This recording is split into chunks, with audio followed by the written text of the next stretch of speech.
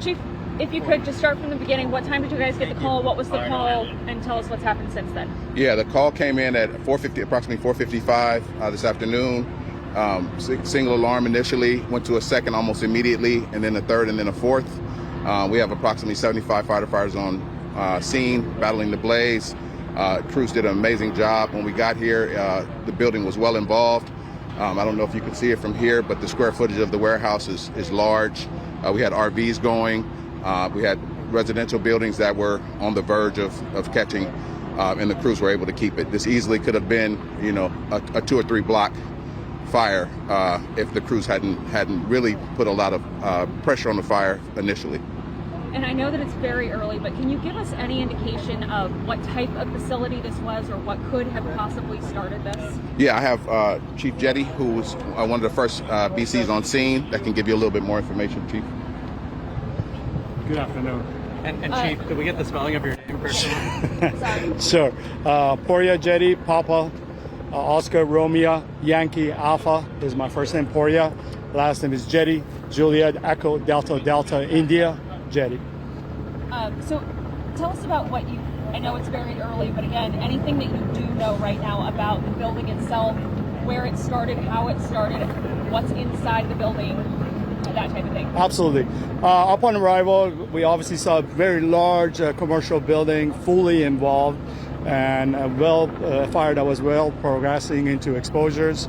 Upon walking up, OPD officer notified me that one of the tenants had noted that there was possibly a grow operations. I do not know as of legal or illegal. That will be investigated, but that was the initial report by OPD officer on scene. And so do you believe that it started at the warehouse here on 8th and then spread to the building on, 54th? Correct. So initially the main part of the body was on 53rd and East 8th. This is somewhat of a wind-driven fire, where she was pushing towards 54th. On both sides of the building, right and left side, there are residentials. As you can see behind me, there's a blue building with the eaves were on fire. Across the street, there was RVs on fire, impinging into 2-story residentials. So we had numerous cars on fire. We had at least 3 RVs on fire. We have a big commercial building on fire. And if you pan around, you can see pallets and all kinds of stuff all around. Very challenging fire. We had about 75 people show up. It went to a 4th alarm. Our members worked hard, very aggressive, and was able to keep it to where it was at. Anyone inside any of these buildings?